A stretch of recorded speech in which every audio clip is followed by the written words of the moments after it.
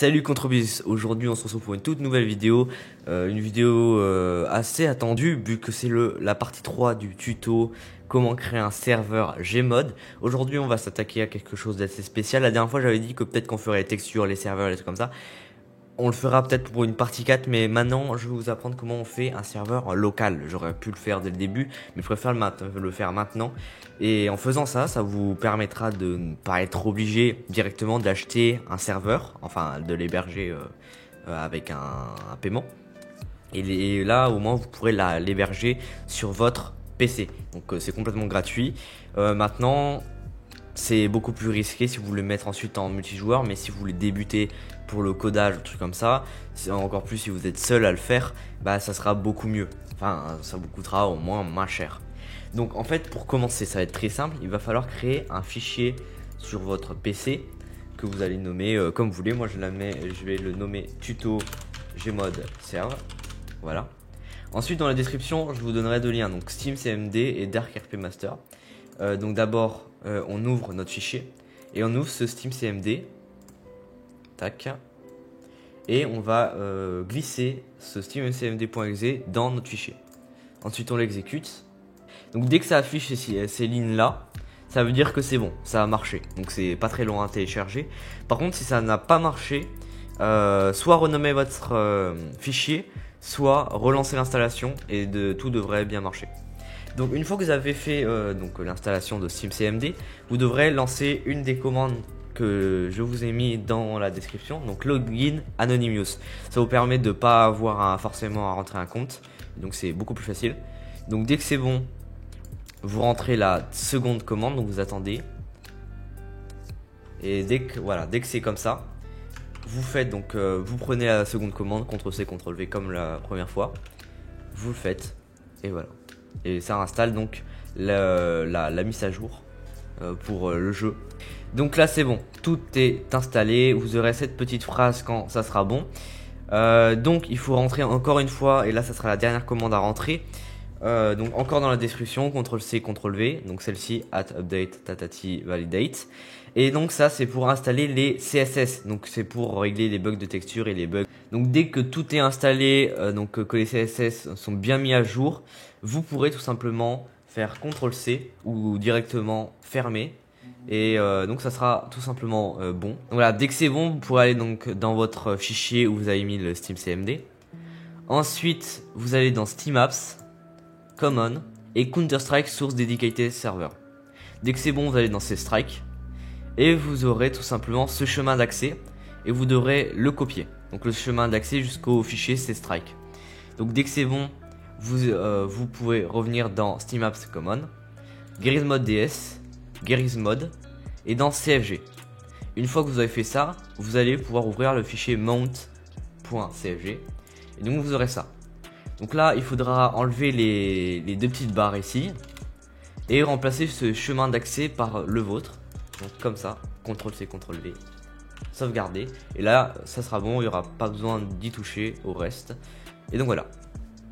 Donc une fois que vous avez fait tout ça, déjà on a bien avancé. Et maintenant on va mettre le DarkRP parce que notre serveur, on veut quand même que ça soit un DarkRP. Maintenant, si vous voulez pas que ça soit un DarkRP, vous pouvez tout simplement choisir un autre mode de jeu. Ça ne change rien, mais là on va le faire pour DarkRP. Donc pour faire ça, vous allez dans Common, donc vous revenez dans votre fichier, dans Steam Apps, puis dans Common. Ensuite dans Grismod DS, Grismod, et là dans Game Mode. Ensuite vous sélectionnez votre fichier, vous le glissez dedans. Donc DarkRP Master. Et le but, on va tout simplement renommer en DarkRP, mais tout en minuscule cette fois. Donc c'est beaucoup mieux comme ça. Et ensuite on va enlever le .github. Si vous l'avez bien installé avec mon lien, vous aurez ce petit fichier. Vous pouvez le supprimer, ça change rien, mais bon, c'est quand même mieux de le supprimer. Donc une fois que vous avez fait tout ça, que vous avez rajouté DarkRP, on va pouvoir faire un start.bat, donc pouvoir lancer le serveur. Donc pour ça, vous allez dans votre fichier, dans Steam Apps, Common, Grismod DS. Donc là, vous ouvrez une nouvelle page, donc avec Notepad++, un éditeur de texte que je vous conseille, personnellement c'est celui que j'utilise. Et donc ce qu'il va falloir faire, c'est créer une nouvelle page en cliquant ici. Donc moi j'en ai déjà une. Et prendre le texte, enfin le code que je vous ai mis dans la description, donc celui-ci. Et là, il va falloir remplacer ce lien là. Donc pour faire ça, il va falloir aller dans Grismod, Gmod DS, enfin dans tuto Gmod Serve, Steam Apps, Common, Gmod DS. Une fois que vous êtes là, vous copiez ce lien là, lien d'accès, et vous le mettez. CTRL-C, CTRL-V, CTRL-S pour sauvegarder. Et là, vous allez faire un start.bat. Mais avant de sauvegarder, donc bien dans votre donc dans votre fichier, donc tac, Steam Apps, Common et Gmod DS. Et là, avant de sauvegarder, il faut mettre bien All Type pour que ça marche et que ça me mette bien en start.bat. Et là, comme vous pouvez voir, il sera ici. Maintenant, je vais juste, avant de passer à autre chose, vous montrer qu'est-ce que ça veut dire un peu cette ligne, parce que le reste pas besoin d'y toucher, à part si vous voulez peut-être changer le nom, ça, mais ça sert strictement à rien sincèrement. Il faut juste changer cette ligne là, et là vous pouvez changer si vous voulez. Bon, déjà là c'est ceux qui veulent avoir un autre game mode que Dark RP, vous changerez ça. Donc vous irez dans Gmod, game mode, et là vous prendrez le nom. Par exemple, j'ai envie de faire du sandbox, j'aurais juste à supprimer ça et mettre sandbox, donc tout simplement. Mais nous on va laisser en Dark RP. Ensuite il y a la map, donc la map c'est la même chose, vous allez dans map et vous aurez les maps. Donc là il y a Flat Grace ou Construct de base, et vous pourrez tout simplement changer avec les noms des maps. Ensuite le nombre de joueurs maximum, et donc en changeant tout ça, vous pourrez faire complètement personnalité avec votre serveur à vous. Mais sinon vous pouvez laisser directement comme ça. Donc dès que vous aurez créé votre fichier, donc start.bat qui est ici, vous pourrez l'exécuter tout simplement. Donc là tout marche comme il faut, là ça ouvre ça, c'est tout à fait normal. Et donc avec ça vous pourrez vous connecter à votre serveur dès que ça sera terminé ça. Donc si par contre vous avez au-dessus de ça une information comme quoi ce n'est pas bon, que le chemin d'accès n'est pas bon, ça veut dire que dans votre start.bat, donc ça veut dire que dans votre start.bat, votre chemin d'accès ici n'est pas le bon. C'est-à-dire qu'il faut bien choisir celui-là. Donc votre fichier Steam Apps Common Gmod DS. Voilà. Donc une fois que vous aurez exécuté votre commande, vous pourrez lancer votre jeu, tout simplement, Gmod. Donc ensuite, pour avoir accès à votre serveur, donc il ne faut pas aller sur dans la console pour mettre une IP, ça ne servira à rien. Non plus pour chercher là-dedans, ça ne sert à rien. Par contre, ce que vous pouvez faire pour le rejoindre, c'est donc trouver des parties multijoueurs et réseau local. Ensuite, vous aurez un serveur, donc qui sera le vôtre avec un nom basique et Gmod que vous pourrez changer plus tard. Et donc vous pourrez rejoindre. Donc là, vous avez la map et le chargement. Et donc votre serveur sera démarré, vous pourrez le rejoindre comme ça. Et donc là, comme vous voyez, je peux tout simplement jouer sur mon serveur, et ce n'est pas une game normale que je pourrais lancer en sandbox directement, parce que directement je n'ai pas mes add-ons que j'en ai énormément normalement. Donc voilà, là j'ai notre serveur, on a notre serveur. Donc maintenant vous pourrez accéder par exemple pour vous donner des permissions sur cette console, pour mettre donc toutes les commandes ici. Et je vous invite à vous référer justement à mon premier tuto et à mon second pour pouvoir faire tout le reste. Donc surtout à mon second, parce que vous aurez plus de détails sur vraiment le serveur et pas sur un hébergeur à part. Et donc voilà. Mais maintenant le problème c'est que là vous êtes vraiment seul. Les seules personnes qui peuvent vous connecter, c'est vous ou les personnes qui sont connectées à votre réseau. Donc c'est d'ailleurs peut-être un autre membre de votre famille. Mais si vous voulez par exemple un ami qui habite ailleurs et qui n'a pas de votre propre connexion, ou même juste un joueur en général, ne pourra pas se connecter. Il n'y aura que vous et ceux qui sont connectés à votre réseau local.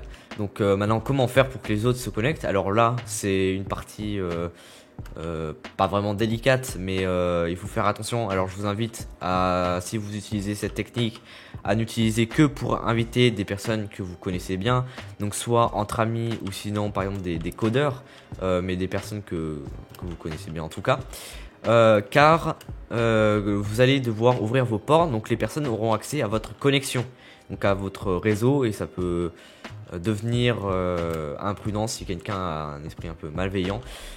Et donc pourra facilement avoir un accès, parce qu'il aura accès à votre IP, à vos ports, etc.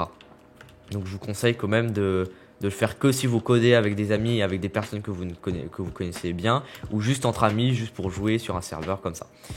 Donc on va directement passer pour ouvrir ces ports. Donc maintenant on se retrouve sur internet, il va falloir donc tout simplement aller sur le site de votre fournisseur de votre box internet. Donc pour le coup moi c'est Freebox. Donc pour y accéder, donc pour Freebox il faut faire mafreebox.freebox.fr. Donc vous accéderez à un site, donc celui-ci. Donc vous pourrez vous connecter, mettre vos identifiants. Donc une fois que vous aurez connecté, vous aurez un panel comme celui-ci. Vous aurez aller dans votre paramètre, donc paramètres de la Freebox, gestion de port. Donc tous les fournisseurs normalement ont un gestion de port, ça c'est sûr. C'est peut-être pas le même nom, mais en tout cas il y a ça. Donc en fait vous faites ajouter une redirection et vous mettez dans IP source toutes. Donc bien toutes, hein. Voilà, tac, comme ça. Donc vous allez ouvrir en TCP, protocole TCP. Alors il y en a certains qui ont TCP et UDP. Si vous avez ça, TCP et UDP / UDP, vous le sélectionnez, ça va être plus rapide. Mais Freebox ne propose pas ça, et donc il faudra faire en 2 étapes, donc TCP puis UDP. Donc on va mettre un commentaire, donc un sort de nom. On va mettre par exemple serveur Gmod. Tac, serveur Gmod TCP. Faut bien préciser ça. Ensuite vous allez mettre votre l'IP, donc tout simplement. Donc c'est 27015. Tac. Et une fois c'est fait, vous mettez une IP de destination. Donc votre IP de destination, pour la voir, vous allez aller sur votre Windows, CMD, donc l'invité de commande, et vous allez taper ipconfig. Donc une fois c'est fait, vous aurez une IP V4. Vous la sélectionnez, CTRL C, puis CTRL V. Et une fois c'est fait, vous faites sauvegarder. Dès que vous aurez fait ça, vous le refaites une nouvelle fois si vous n'avez pas donc de TCP et UDP.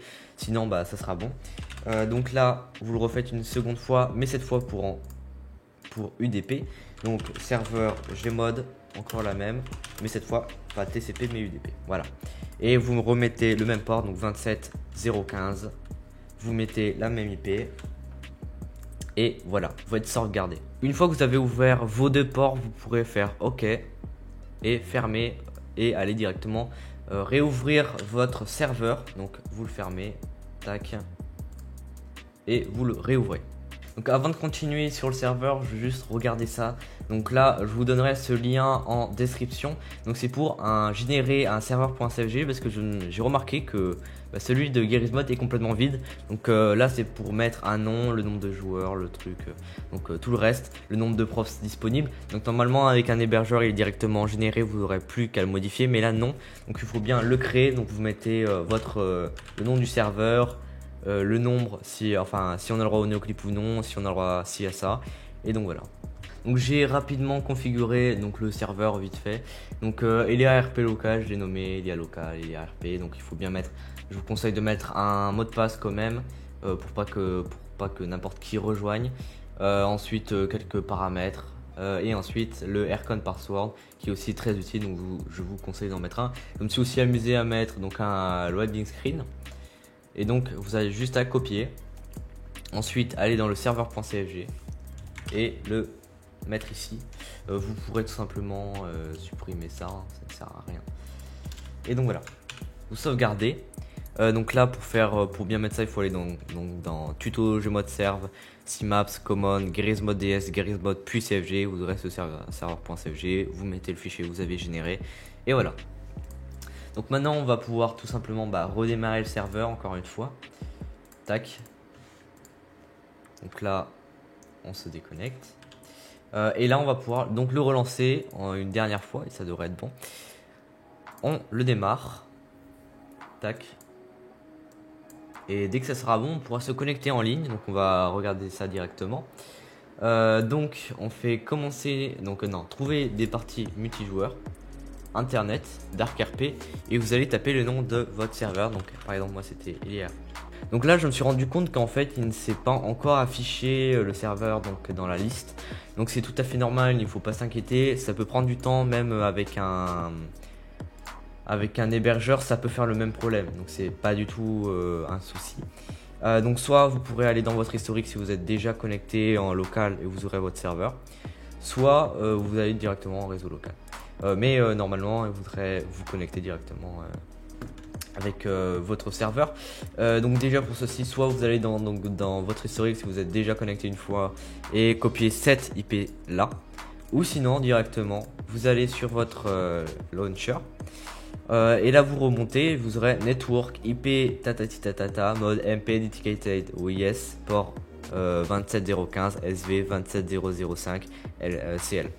Donc cette ligne là vous allez copier l'IP, donc celle-ci, tac, CTRL C, donc tac, et vous faites F10. Ensuite vous faites connect, vous mettez l'IP et vous faites 2 points avec le port, donc 27015. Donc voilà, donc on va pouvoir tout simplement lancer, vous faites connect, donc votre IP, espace, votre mot de passe. Donc moi personnellement j'ai enlevé le mien parce que ça sert un peu à rien. Donc une fois que vous avez fait ça, vous le lancez. Et là, voilà, vous aurez votre votre chargement. Donc moi j'ai mis le loading screen de mon serveur officiel. Sauf que tout simplement on pourra le voir que c'était écrit il y a local, il y a RP local, mais c'est surtout qu'on verra, on voit ici que rien n'est codé. Donc il va falloir ajouter les add-ons donc dans le fichier add-on. Donc ça marche comme un vrai serveur, donc hébergé sur un site, etc. Mais voilà. Donc là, add-on, et vous pourrez rajouter vos add-ons, game mode, CFG, etc. Et donc là, je ne peux pas fly parce que en mettant le serveur CFG, ça a enlevé. Donc là, il va falloir me mettre des autorisations, etc. Et donc c'est un peu plus long, mais il faut juste suivre les tutos que j'ai fait. Donc le 2 et le 1, le 2 devrait être suffisant pour mettre justement les autorisations. Donc il faut aussi Dark RP Modification, donc je vous laisse encore une fois regarder les tutos. Donc voilà, ça sera tout pour aujourd'hui, donc pour ce tuto. Donc j'espère que vous aura plu, que vous aura servi donc pour créer un serveur en local. Donc il n'y aura pas besoin de payer, je vous conseille quand même de mettre un mot de passe. Donc c'était SoMKyo et je vous dis à la prochaine et ciao les viewers.